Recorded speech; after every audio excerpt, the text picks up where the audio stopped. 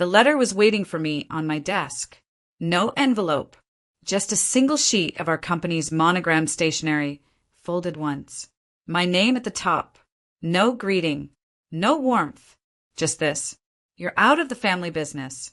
Expect a call from our lawyer. Sign, Mom. No explanation, no meeting, no conversation, just exile. I stared at it for a long time. Not because I was confused, I wasn't. I had felt this coming for weeks, months maybe. The tension in board meetings, the sudden exclusion from planning calls. My brother Darren's smug little grins anytime I asked questions about projected earnings and got dodged. They'd been working on this behind my back. What they didn't realize, I'd been working quietly too. I didn't reply to the letter with outrage or tears. I texted one word, understood. Then I poured myself a glass of wine, red, dry, no ice, sat on my balcony and watched the sun set like I didn't just lose a company I'd spent a decade helping build. Because I hadn't lost anything yet. They had. By midnight, I'd already made the first call to my private attorney, Meredith, who specialized in corporate dissolutions and high-emotion transitions, as she liked to call them. By noon the next day, my 40% equity share was on the table. I didn't sell it to just anyone. I sold it to our biggest competitor, a quiet, well-capitalized firm that had been trying to edge in on our market for years. And now, with my stake, they didn't need to edge in anymore. They owned enough to step inside. Within 48 hours, my brother was calling nonstop. Vanessa, what the hell did you do? You're being emotional. This isn't how family handles things. Can we meet? Please. We need to talk. I didn't answer right away, because this wasn't emotional. It was surgical. They cut me out. I just made sure they'd feel exactly what they tried to take from me. And what my mother didn't know, what none of them did, was that I had receipts, notes, recordings, and my own version of how this company was really built. And now that I had nothing left to protect, I wasn't just walking away. I was walking through them. The company was supposed to be our legacy. It started in my mother's garage, one sewing machine, a few fabric samples, and a dream of building something for the family, by the family. That's what she always said. But dreams are easy when someone else does the groundwork. I was the groundwork. While Darren was partying his way through college and Mom was pitching investors over wine tastings, I was the one pulling all-nighters, managing spreadsheets, packaging orders, building our first e-commerce site from scratch when we couldn't afford a real developer. I didn't complain. I believed in the vision. In her. I was 24 when I gave up a full-time job offer at a Fortune 500 firm to stay on and help grow the family business. She said it would all be worth it. She said, someday this will all be yours. And for a while, it felt like it might be. We hit 6 figures in year 3, opened a fulfillment center by year 5. I negotiated contracts, optimized the supply chain, and designed the pricing model that finally made us profitable. My name wasn't on the front, but my fingerprints were on everything. Then Darren rejoined the company. After bouncing through jobs for most of his 20s, he suddenly wanted in. Mom welcomed him like a prodigal son returning from war. I was told to train him on operations. I did, quietly, thoroughly, even when he started calling himself co-CEO. Even when he interrupted me in board meetings with jokes about how I was the calculator and he was the big picture. Mom laughed every time. I started noticing changes. Client meetings I wasn't invited to. Expenses I never signed off on. A growing distance in Mom's tone when she spoke to me. Colder clipped. Still I stayed. Because loyalty doesn't vanish overnight. And I thought if I just worked harder, they'd remember who got them there. Then came the letter. Folded. Final. Formal. No thanks. No warning. Just you're out. That's when I realized they didn't just want me gone. They wanted my silence. Because if I was out, they thought they could control the story. They forgot the most important part. I owned 40% of the truth. And now that I had nothing left to lose, I wasn't going to whisper anymore. It's funny how obvious things look in hindsight. Now that the mask had dropped, I could trace the betrayal like a dotted line. Clear, direct, deliberate. It started with the meeting I wasn't invited to. At the time, it was brushed off. Oh, it was just a quick lunch with investors. Darren said it like it was nothing, but I handled our investor communications. Always had. There was no reason I should have been left out, unless there was something they didn't want me to hear. Then came the updated branding rollout. Darren brought it to the board, all polished slides and buzzwords he barely understood. I remember flipping through the presentation and seeing something strange. Our founding story had been revised. Gone was any mention of the garage. Gone was any reference to my name. In its place, launched by siblings Darren and Rachel Evans under the guidance of their mother, Carol. Rachel? My cousin, who worked with us for 3 months before quitting to sell essential oils online. I called them out. Darren laughed and said, "Relax, Vanessa. It's just marketing." Mom didn't say a word. That was when I knew something had shifted. More signs followed, small ones, but they added up. I was asked to focus more on back-end strategy and stay out of client presentations.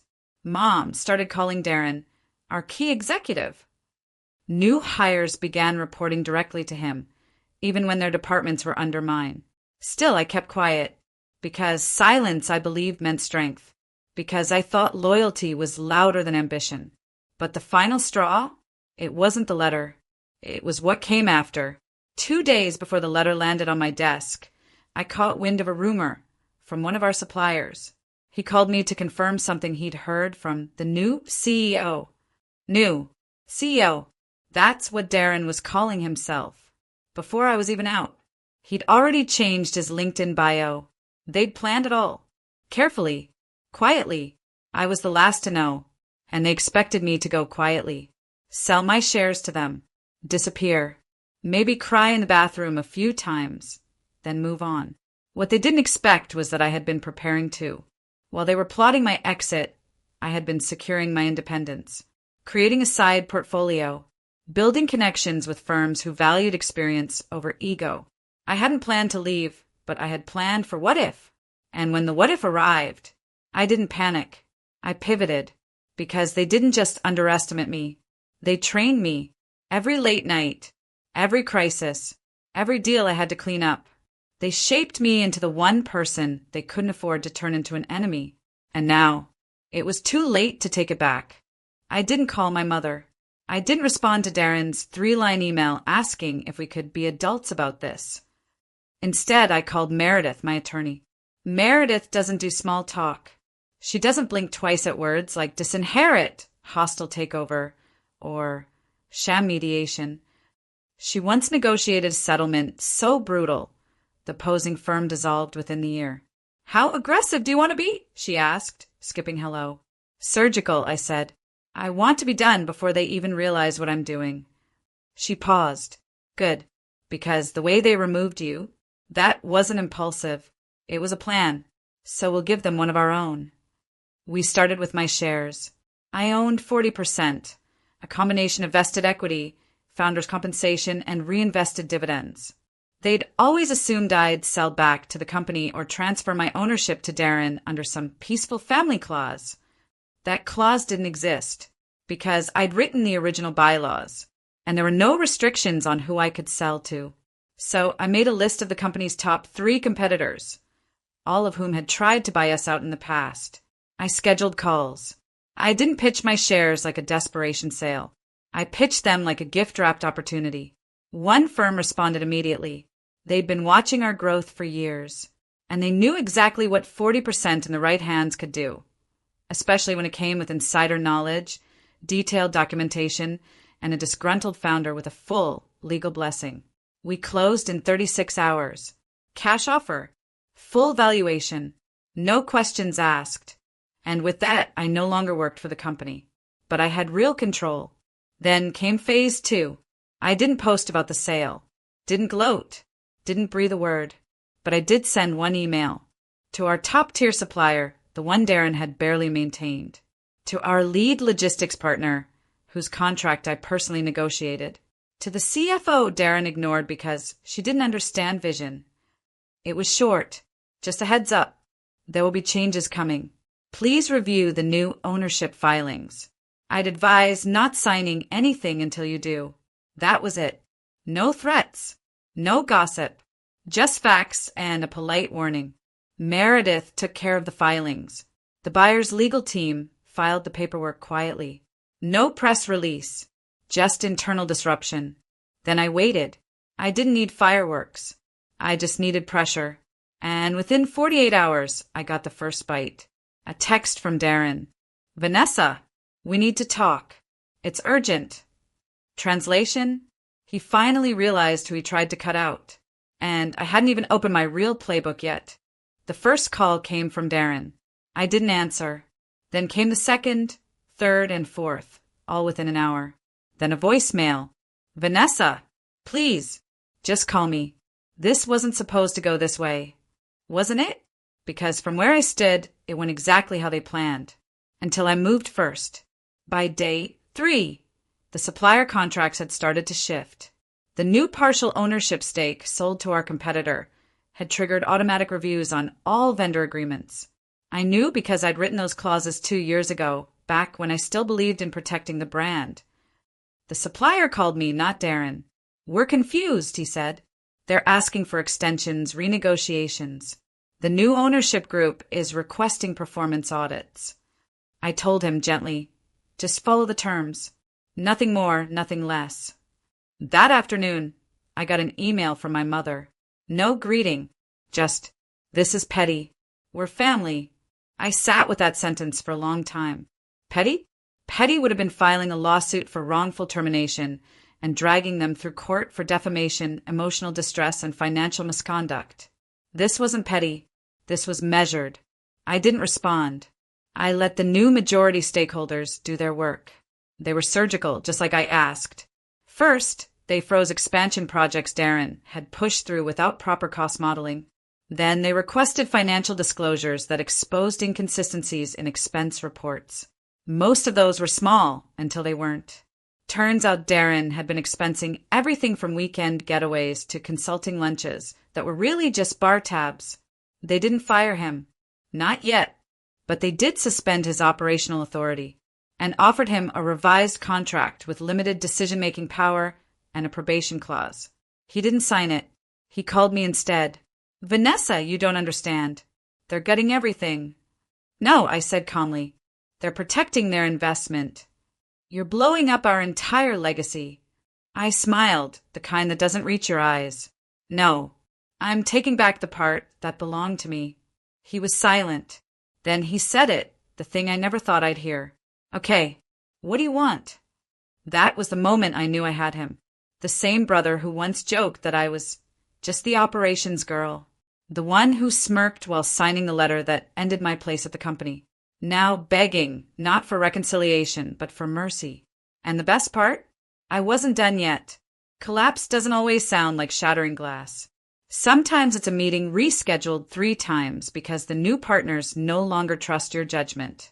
Sometimes it's a vendor quietly pulling out of a deal because they've reevaluated their alignment.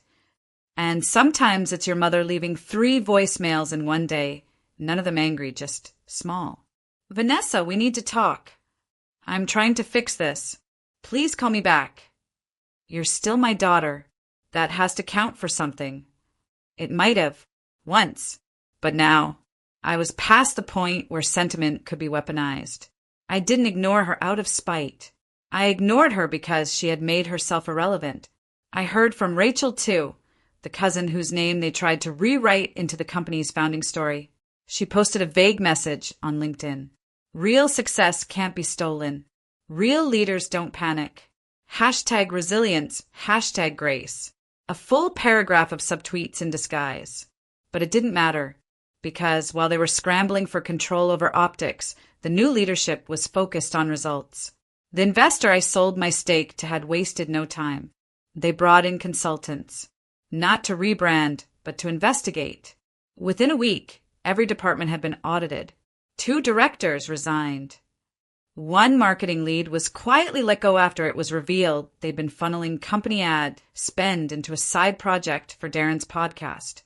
The truth was the business was still viable, healthy even. It just needed different hands.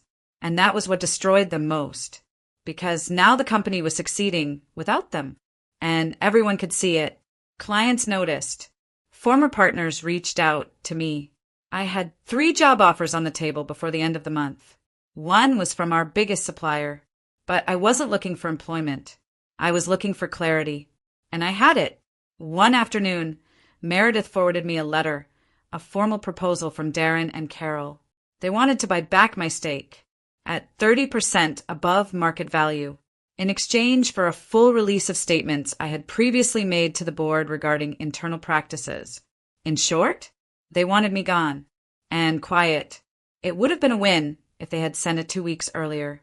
But now, their offer was worthless because I had already declined the buyback, already committed to the investor, already ensured that they would never have full control again. That night, I poured another glass of wine, red, dry, no ice. I lit a candle, sat by the window, and smiled, because this wasn't just about revenge. It was about relief. Relief from years of second-guessing myself. Relief from being the afterthought in a story I had helped build from day one. Let them scramble. Let them plead. Let them rewrite their version of history all over again. I had already written the ending. I didn't go back. Not to the boardroom. Not to the office. Not even to retrieve my name from their mouths. I had no interest in reclaiming a seat at a table I helped build, only to be told to stand in the hallway. Instead, I built my own. At first, it was just a side idea, a whisper of possibility, a sketch in the margins of a journal I hadn't written in for years. I called it Second Founders, a consulting and legal prep firm for women being pushed out of their own startups. Women like me. Turns out there were a lot of us. Within weeks of announcing the idea, my inbox was full. Co-founders who were iced out by their husbands after the first round of funding. Daughters pushed aside by brothers in family businesses. Quiet women with sharp minds, waiting for someone to tell them they weren't crazy for feeling erased. I told them what I had to learn the hard way. You're not emotional. You're observant. You're not overreacting. You're uncovering. And you're not dramatic. You're dangerous when you stop apologizing. The first workshop sold out. By month 2, I had 5 paying clients and a wait list. I hired a former paralegal, then a part-time strategist. I got featured in a small business newsletter. The headline read, "The woman they tried to cut out just built the blueprint for the rest of us." Evan, my ex from years ago, emailed me after that article. "Proud of you. Knew you'd do something powerful." I didn't respond, not because I was bitter, but because I didn't need closure from people who only show up once you've already won. I made peace with a lot of things. I stopped tracking the family business's stock value, stopped rereading the letter that started all of this, stopped wondering what would have happened if I had just stayed quiet, because the truth is I would have survived, but I wouldn't have lived. And now I speak on stages I used to sit in the back of. Now I mentor founders who remind me of myself, but younger, louder, and beautifully unwilling to wait for permission. And on Sundays, I go to the farmer's market, buy sunflowers, and sit by the window with my wine, red, dry, no ice. It's not dramatic. It's not glamorous. But it's mine. The life I built when I stopped trying to keep what I was never meant to beg for. The victory wasn't that I made them regret cutting me out. The victory was that I never needed them to begin with. It's strange, the kind of silence you notice after everything explodes. Not the hollow silence of abandonment. I lived in that too long. This one's different. It's the quiet after storm, when the ground stops trembling and you realize you're still standing. That the rubble behind you wasn't your foundation, it was just debris. It's been nearly a year since the letter. No lawsuits. No second offers. No apologies. Just distance. I never heard from my mother again. Not even a message through someone else. Not even for my birthday. It used to sting. That space where a mother should be. But that pain faded quietly, like a bruise you stop noticing. Because eventually I stopped trying to shrink myself into the shape of a daughter she could accept. And started becoming the woman I actually am. The irony? They used to call me the cold one. Too calculated. Too blunt. Too obsessed with process and risk management. But I was never cold. I was just trying to hold together a family who didn't know how to carry me. They only saw value in what I could produce. Numbers, contracts, hours. Not boundaries. Not ownership. not identity. But the day they cut me out, they handed me back everything I'd given up. My voice, my future, my name. That's the thing about people who try to erase you. They never expect you to write the ending yourself. And I did. Not in fire, in ink. I look back now with a kind of gentle detachment. Not forgiveness, not quite, but peace. Like watching a film of someone else's life and realizing the main character finally walked off the wrong set and walked into her own. My company is thriving. Not an empire. Not yet. But clean, honest, impactful. Every time a client sends a message that starts with, "I thought I was crazy until," I remember exactly why I stayed the course. Because the world is full of women like me. Too smart to be overlooked. Too tired to keep proving we belong. Too done waiting for someone to hand us the pen. Now I keep my own notebooks. I write my own numbers. I speak when I want. Walk away when I need. And on the first anniversary of the letter, I did something small. I printed it, folded it, sealed it in an envelope. Then I wrote one word on the outside. Thank you. Not to send, not to burn, just to remind myself that sometimes the door they slam in your face is the one you never should have walked through in the first place.